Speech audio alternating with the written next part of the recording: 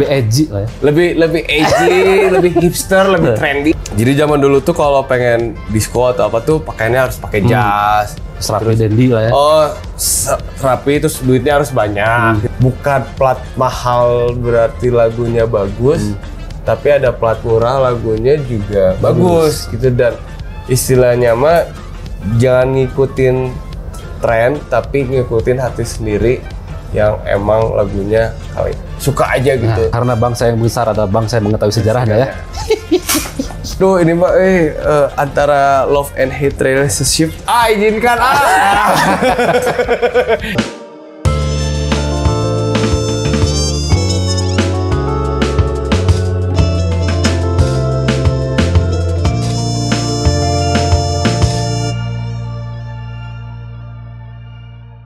Dan ngomongin tentang lagu-lagu Indonesia juga, Munir terakhir bersama Pils Record ya, ngerilis Tanamur City. Tanamur City? Tanamur City. Kompilasi itu. Itu gimana ceritanya bisa tiba-tiba dari funky groove funk gitu tiba-tiba jadi pop kreatif gitu. Bahasa Indonesianya mah ya. Ke bahasa kerennya mah city pop ya. City pop ya. Sebenarnya ya pop kreatif, city popnya sama. Cuman kayak karena alat-alat kita juga dari Jepang. Dan musik-musik kita terinfluence dari Jepang. Kayak Cassiopeia gitu, dan kayak banyak yang lain lah istilahnya gitu.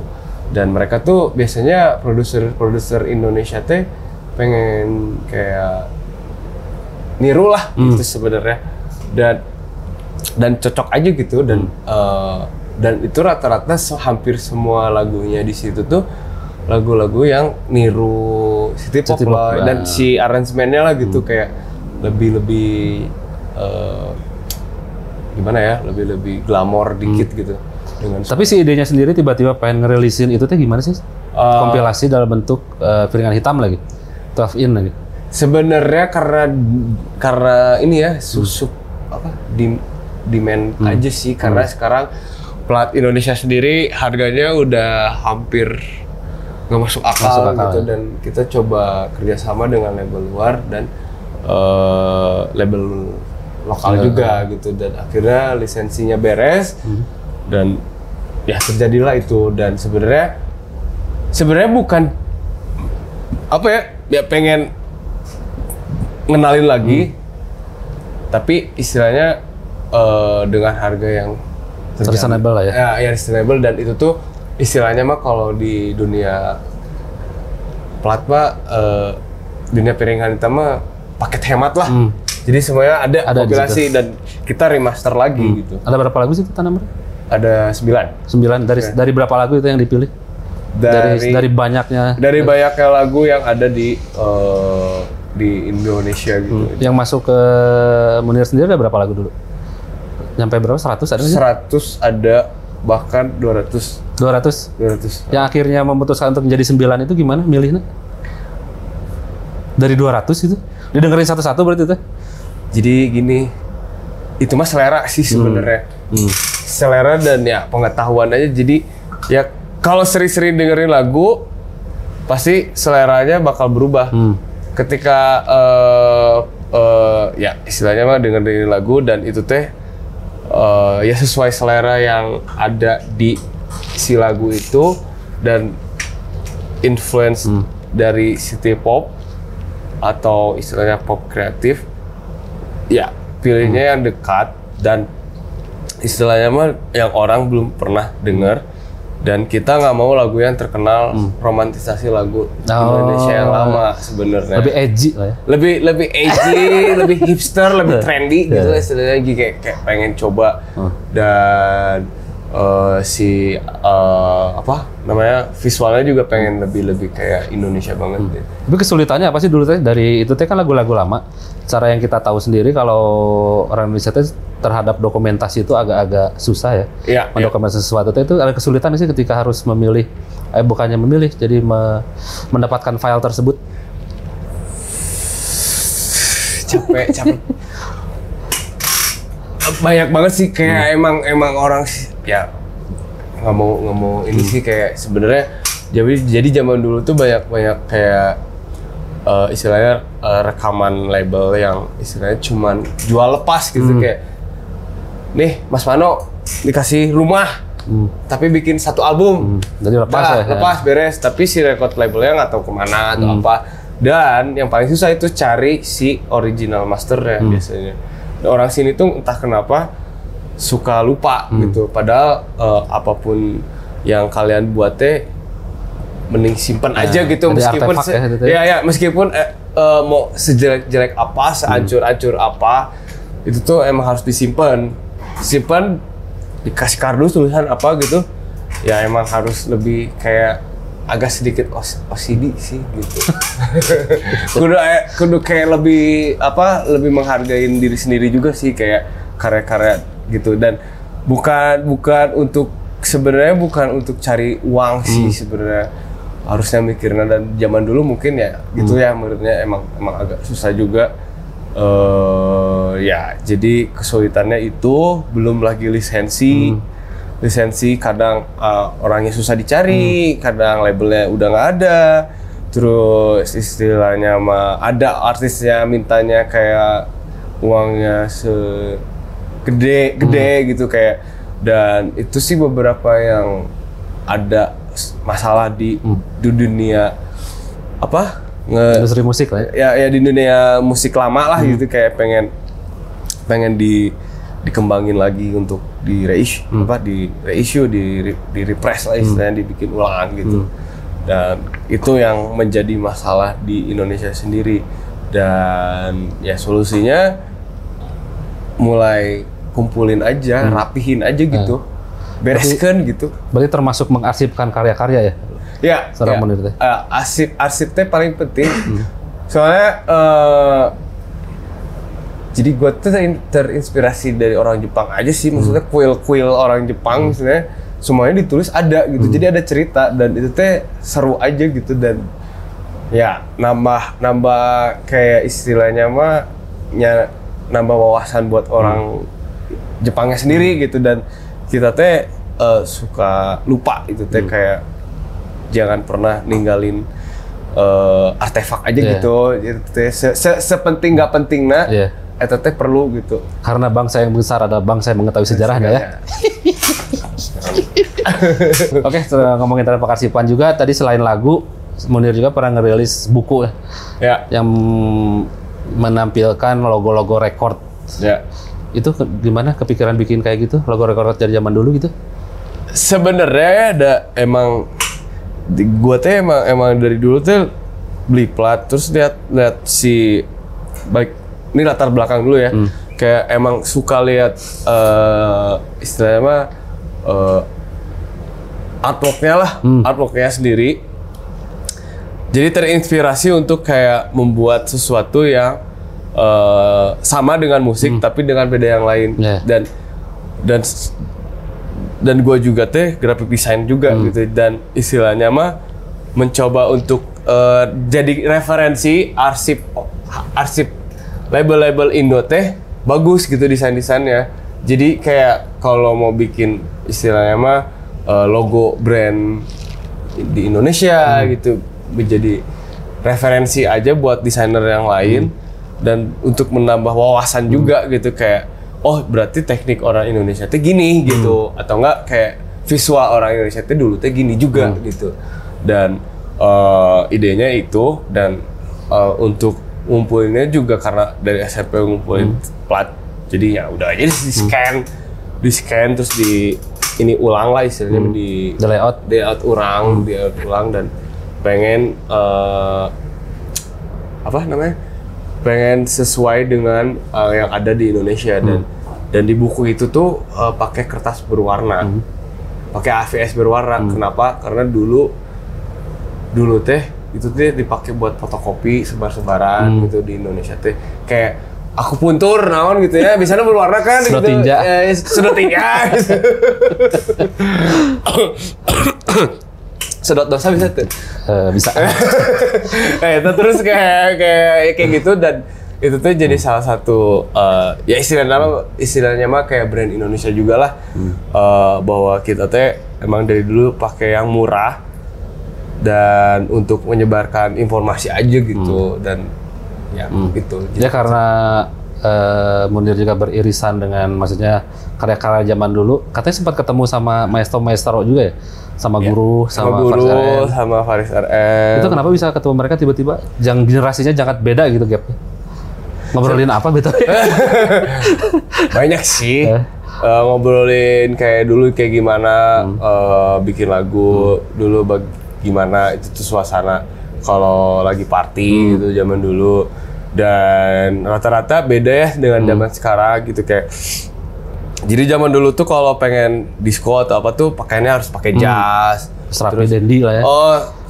Serapi terus duitnya harus banyak gitu, dan itu tuh emang ngaruh ke apa selera musik orang Indonesia sendiri gitu, dan rata-rata zaman dulu juga nggak bisa terlalu luas untuk dinikmatin lah gitu, dan buatnya pengennya semuanya pengen bisa aja gitu, nggak dilihat dari ekonomi ya. Pas ketemu sama maestro itu ada insight baru nggak buat seorang Munir? Ada sih. Ada yang petuah yang paling diingat nggak dari siapa dan apa kata-katanya? Ya itu yang kayak apapun kayak sebatas, maksudnya ketika ada batasan untuk berkarya, jangan jadi alasan untuk membuat sesuatu berkarya gitu. Ketika kalian dikasih kebatasan itu, mungkin maksudnya ya kita sendiri bakal berusaha untuk melebihi batas itu. Dari siapa itu? Lupa ya kemarin Pak Eros itu Pak Jarot. Kayak jadi coba untuk sama Mas Yoki lah. Almarhum kayak bilang kayak ya sebisa mungkin jangan jadi batasan untuk berkarya meskipun alat nggak ada atau istilahnya record label nggak ada, dan ya itu mau jelek atau bagus jangan dijadikan ukuran kayak validasi bahwa musik teh jelek, musik ini jelek, musik ini bagus. Biarkan itu ada aja. Nanti juga orang bakal ada yang mengapresiasi itu. Apresiasi akan ada yang nyari juga, dan itu tuh sangat penting banget yang harus disampaikan ke anak muda ya, kayak bukan juga buat uang atau enggak. Ya mungkin ada yang artis yang cari uang lagunya ya itu aja gitu. Tapi sebisa mungkin tuh ya melebihi batas itu gitu. Ketika ada batasan stuck. Tapi kalau bisa ya pasti itu seharusnya udah melebihi batas. Push your limit ya mending. Pushnya ya kalau bagusnya mah kayak kita teh harus kayak push or pull. Kayak dorong tarik gitu gitu. Dan ngomongin tentang maestro juga, Munir pernah nge-remix salah satu lagu yang sempat viral ya, Sesaat Kau Hadir. Itu gimana sih bisa sama itu, Warner lagi? Itu dulu dikontak sama Gembi Putra untuk nge-remixi lagu Uta Likumahua, dan dia Uta Likumahua atau Likumahua sih? Likumahua ya. Terus dari keluarganya udah boleh, dan Mas Gembi pengen berusaha mencoba ngangkat kembali artis lama di sebuah lirisan, dan dia mengajak gua untuk nge-remix karena tahu si Munir teh dulu edit, maksudnya restorasi, recycling gitu ya. Dan akhirnya dikontak, terus ya udah bikin sesuai yang gua buat aja dulu gitu, dari dulu gitu maksudnya, dan hasilnya juga ya ada beberapa yang lagunya kekencengan. Ya itu mah namanya selera orang beda-beda, tapi ya emang kalau gue emang mainnya kayak gitu aja gitu. Pertanyaan terakhir, sebagai seorang DJ, nggak apa-apa disebut DJ gitu? Oke. Sebagai seorang yang sering main di klub sebagai DJ gitu, Munir melihat fenomena sekarang klub banyak yang karaoke itu gimana? Ini perspektif pribadi ya. Jadi ini mah antara love and hate relationship. Love-nya apa? Hah? Love-nya gimana? Sebenarnya love-nya teh ya boleh gitu ya karaoke, tapi ya jangan setiap hari. Maksudnya setiap lagu itu mainin lagu karaoke. Soalnya satu, manusia teh nafas ya, ngomong oge nafas gitu. Capek tuh sih ngomong nyanyi wae gitu, kayak nyanyi aja gitu, kayak bisa bau mulut, bau alkohol gitu kan, istilahnya bukannya berarti ya itu kan maksudnya tapi fun, maksudnya kayak itu teh seru gitu, nyanyi wae gitu ya, nyanyi terus singalong gitu ya, tapi istilahnya mah di sisi lain teh lagu teh masih banyak, kayak bro lagu teh banyak tapi waktu teh dikit. Jadi kayak sebisa mungkin dengerin lagu banyak karena lagu teh dikit, waktu teh dikit gitu. Lagu banyak gitu. Gitu kayak itu teh jangan dijadiin sesuatu yang kayak ya seru boleh, tapi kalau bisa tuh yang seru tuh ketika dengerin lagu yang belum pernah didengar. Dan makanya banyak, jadi gue teh suka bikin remix, misalnya lagu Naif, lagu Sheila Majid, dijadiin lagu yang buat orang belum pernah denger remixannya gitu, dan itu teh sesuatu yang orang juga suka gitu, maksudnya teman-teman gitu dan orang yang awam juga ya. Nah lagunya gini gitu, siapa dulu Munir gitu kan istilahnya. Lu ngerti gitu istilahnya gitu ya, istilahnya ngerti aja gitu. Terus ya emang pengen ngerubah lah dari situ, kayak boleh ya nggak apa-apa juga sih ngelong, cuman jangan terlalu banyak aja karena terlalu banyak juga nggak bagus gitu ya. So apapun yang kebanyakan bagus gitu ya, istilahnya gitu. Dan balik lagi kayak ya kayak kehidupan lah gitu ya istilahnya. Kalau dengan bar-bar karaoke yang lain itu nggak bisa komen, ya mereka juga cari uang ya gitu. Kalau kita sendiri ya makanya gue buka Pils itu menjadi kayak istilahnya mah buat orang-orang yang pengen mencari musik baru, buat orang-orang yang untuk pikirannya terbuka. Berarti yang di sana tertutup gitu? Enggak, ya saya juga terbuka wae bro gitu sih ya, kan kayak pintu mah terbuka gitu ya. Mungkin yang istilahnya pengen merubah ya nggak bisa maksain juga sih sebenarnya, yang pengen jadi alternatif lah ya. Alternatif aja lah gitu, kayak sebenarnya ya sangat sayang aja gitu kalau misalkan singalong terus gitu, dan sebisa mungkin tuh ya di mix aja lah gitu, kayak apa menjadi sesuatu momen. Oh kemarin musiknya bagus ya, tapi gue teh nggak tahu siapa gitu, siapa artisnya, seru gitu, cari party yang kayak gitu lagi, cari bar yang kayak musiknya kayak gitu lagi lah istilahnya gitu kan. Dan itu tuh ya welcome to the club aja gitu. Emang harus sebisa mungkin ya improve aja sih ya, karena itu musik tuh banyak tapi waktu kecil, waktu dikit. Tapi kalau denger lagu itu lagi tuh kan bosan nggak sih? Bosan sih. Tapi kecuali di remix, makanya kalau ada DJ yang remix kayak gitu ya, kenapa enggak gitu? Itu teh bagus juga gitu. Tapi kalau setiap terus lagu izinkan aku terus ya, hanya izinkan aku terus. Izinkan izinkan naon. Tapi ada nggak sih tempat gigging favorit gitu? Ada. Yang pasti semua orang Bandung tahu lah, itu di DU 68 Cikapundung. Ya, paling underground lah, paling lama. Ya, karena itu bisa cari yang lebih murah, tapi alternatif bisa ke sini atau enggak bisa ke Pils Record ya? Pils Record. Alamatnya di mana sih? Jalan IR Haji Juanda nomor 113, pokoknya depan, ya pokoknya di Dago lah nanti ada gitu. Terus alternatif tuh kalau di sini selain Pils Record,